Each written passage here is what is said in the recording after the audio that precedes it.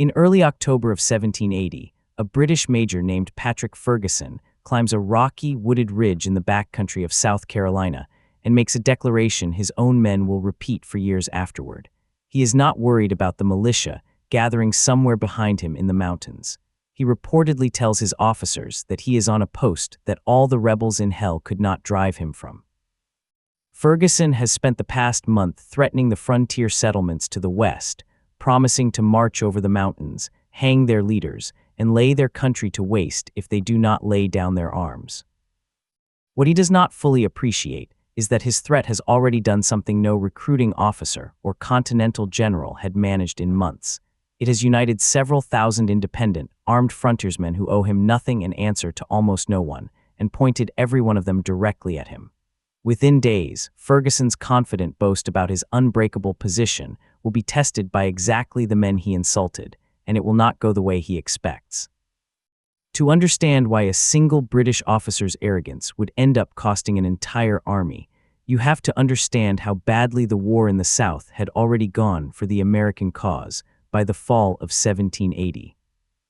Charleston had fallen in May, the worst American defeat of the entire war, followed in August by the catastrophic rout at Camden, where a Continental Army under General Horatio Gates was scattered so completely that American resistance in the South Carolina interior seemed to be collapsing entirely. British General Charles Cornwallis, riding the momentum of these victories, turned his attention northward, planning to push into North Carolina and eventually Virginia. To protect the flank of his advancing army and to build a loyal militia out of the Carolina backcountry's substantial Tory population, Cornwallis assigned the task to Major Patrick Ferguson, a Scottish-born officer known to his own men by the nickname Bulldog. Ferguson was already an unusual figure within the British Army. Years earlier, he had personally designed an early breech-loading rifle that bore his name, a genuinely innovative weapon for its time that could be reloaded far faster than the standard musket, and he had commanded a small unit of riflemen using his own design earlier in the war. He had also been badly wounded in the right arm at the Battle of Brandywine in 1777, an injury serious enough that he trained himself to fight and give commands largely left-handed afterward, and relied on a small silver whistle rather than a raised sword to relay orders across the noise of a battlefield, a habit that would matter enormously in the fight to come. Ferguson spent the late summer of 1780 doing exactly what he was sent to do, recruiting Loyalist militia and hunting down the smaller Patriot bands that had been harassing British supply lines and outposts across the region. But Ferguson made a mistake that would prove fatal within weeks. Frustrated by continued resistance from militia based west of the Appalachian Mountains, in territory that is today eastern Tennessee, Ferguson sent word across the mountains warning these so-called Overmountain settlers to cease their opposition, or he would personally march his army across the ridgeline, hang their leaders, and burn their homes to the ground. In another public letter around the same time, he reportedly went further still, mocking the frontier militia as a set of mongrels not worth his attention. It was meant as an intimidation tactic. Instead, it became a recruiting poster for the other side. These Overmountain communities were largely self-governing, far removed from any real royal or even continental authority, and entirely unused to being threatened by anyone.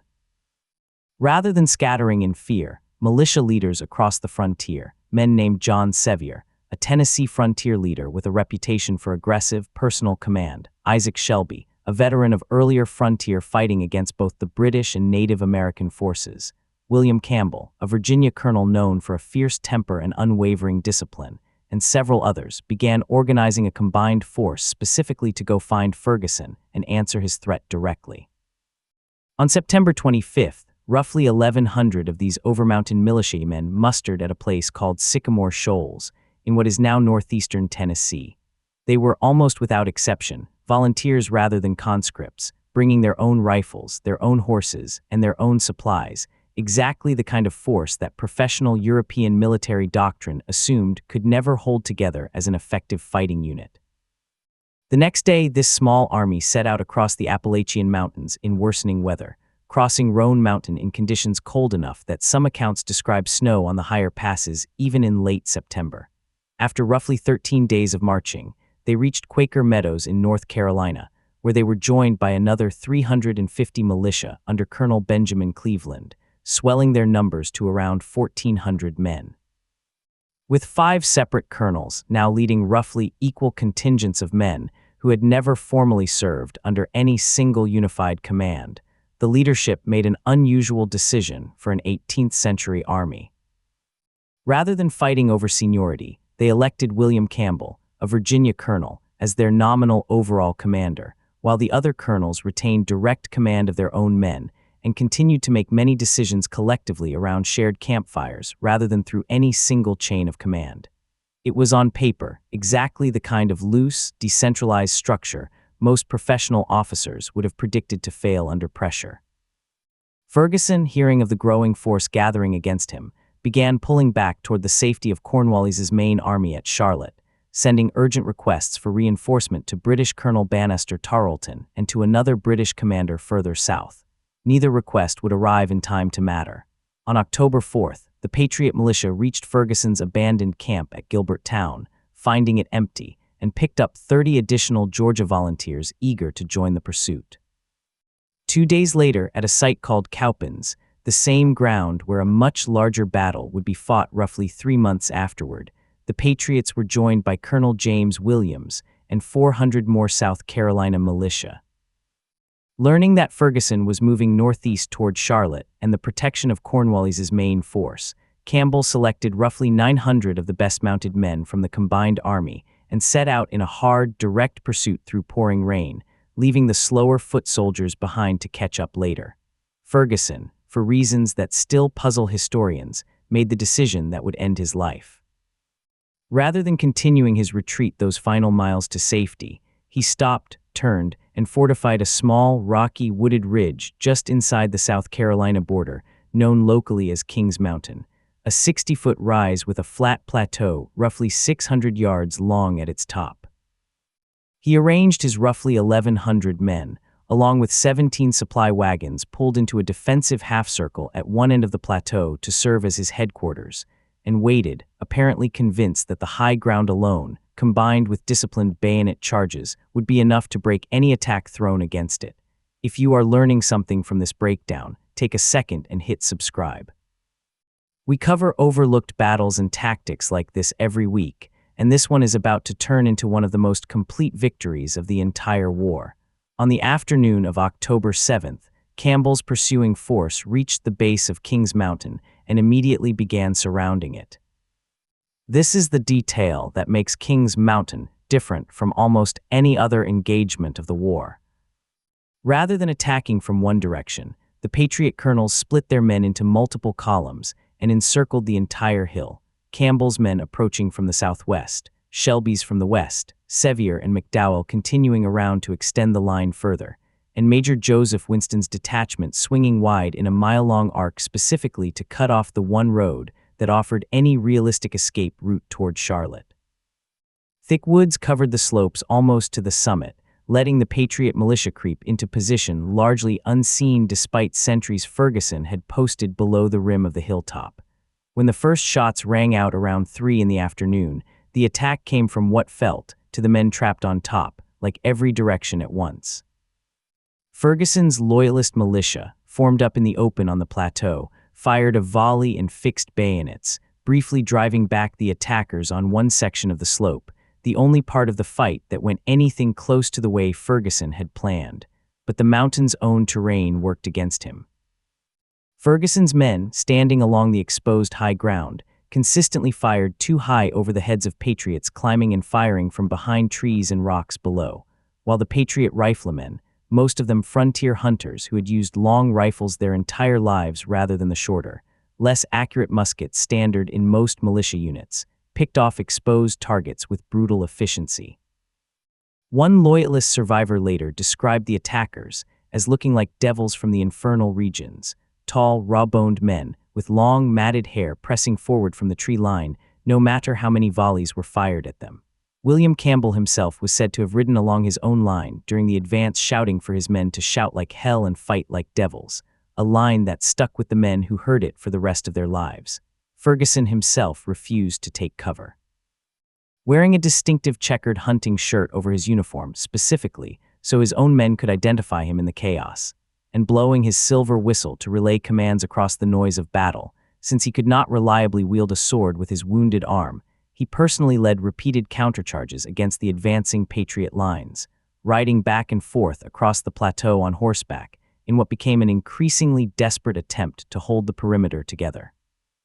Each countercharge briefly pushed one section of attackers back, only for the Patriots to reform and press forward again from another angle the moment the charge withdrew. As the encirclement tightened and casualties mounted on the plateau, Ferguson attempted to force a breakout, riding hard toward what he hoped was a gap in the American lines. He never reached it.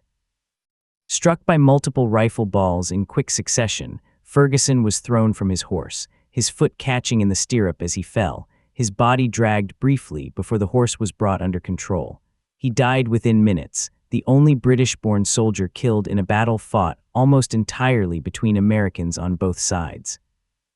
With their commander dead, Ferguson's second-in-command, Captain Abraham de Peyster, recognized the position was hopeless and attempted to surrender, sending a man forward under a white flag. What happened next is one of the darker footnotes of the entire war.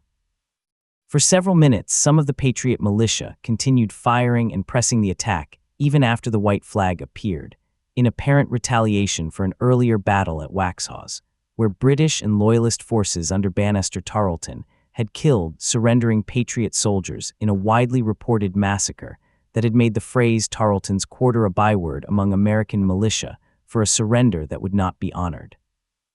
It took direct intervention from Colonels Campbell and Sevier, physically moving through their own men, to finally stop the killing and accept de Peyster's surrender, which was offered a second time after the first man carrying the white flag was himself killed in the confusion. The entire engagement, from the first shot to the final surrender, had lasted only about an hour and 5 minutes. The scale of the defeat, once the fighting stopped, was almost total. Of Ferguson's roughly 1,100 men, the most widely cited contemporary report puts Loyalist losses at around 225 killed, over 160 wounded, and more than 700 taken prisoner, meaning Ferguson's entire command was killed, wounded, or captured in a single afternoon. Historians have argued for 2 centuries over the exact figures. A nephew of Captain de Peyster later published his own detailed challenge to the widely accepted numbers, arguing the two sides had actually been far closer to evenly matched than the celebratory American accounts suggested, and more recent academic analyses have generally agreed that the true totals likely sit somewhere between the most modest and most triumphant versions of the story. But every version of the record agrees on the basic shape of the outcome, regardless of the exact figures historians continue to debate. American losses were remarkably light, generally cited around 28 killed and 62 wounded, while the Loyalist force effectively ceased to exist as a fighting unit by the end of the day. In the aftermath, the Patriot militia tried a group of captured Loyalists on the spot for earlier acts of plundering and hanged several of them before senior officers intervened to stop further executions, a grim reminder that this was, in every sense, a civil war fought between neighbors as much as it was a war against a foreign king. News of the victory took nearly a month to reach the Continental Congress, carried roughly 600 miles by a single rider, but when it arrived, it landed like a bombshell. Cornwallis, upon learning that his entire western flank guard had been annihilated and its commander killed, abandoned his planned invasion of North Carolina entirely and pulled his main army back into South Carolina, buying the American cause months of desperately needed breathing room in the region. The ripple effects extended well beyond that immediate retreat. With his flank protection gone and Loyalist recruitment in the backcountry badly shaken by the scale of the defeat, Cornwallis was forced to lean more heavily on his remaining regular troops for exactly the kind of tasks Ferguson's militia had been meant to handle, stretching his resources thinner in the months leading up to the battles at Cowpens and Guilford Courthouse that would follow. Thomas Jefferson later called Kings Mountain the turn of the tide of success, and modern historians largely agree that the battle marked the first major reversal of British momentum in the Southern theater after a string of catastrophic American defeats at Charleston and Camden. What makes the victory especially remarkable is who won it. There was no Continental Army involvement in the planning or execution of the battle at all. It was fought entirely by independent militia colonels, none of whom held any real authority over the others beyond what they had voluntarily agreed to days earlier, against a professional British officer who had every reasonable expectation that high ground and disciplined volley fire would carry the day. Ferguson's own arrogance, the threat that was supposed to frighten the frontier into submission, had instead handed his enemies the one thing a scattered, leaderless collection of backcountry militia rarely managed to find on their own: a single, unifying reason to move as one force toward one target. Kings Mountain today sits preserved as a national military park along the North and South Carolina border, its slopes now quiet and heavily wooded, walking trails winding up the same rise where Ferguson's silver whistle once tried and failed to hold together a collapsing perimeter. A monument near the summit marks the approximate spot where he fell, and smaller markers trace the rough positions where Campbell, Shelby, Sevier, and the other colonels brought their columns up through the trees that afternoon. Standing on that plateau today, looking down through the woods at the surrounding slopes, it is easy to see exactly what doomed his position the moment the shooting started. There was nowhere on that hilltop that could not be reached by a rifle fired from the tree line below. Ferguson believed he had found the one place in the Carolina backcountry that could not be taken. He had instead found the one place where being surrounded from every direction at once actually mattered more than being on the high ground. If this kind of overlooked turning point is your thing, hit subscribe so you do not miss the next one, and leave a comment telling us which forgotten battle or commander you want us to cover next.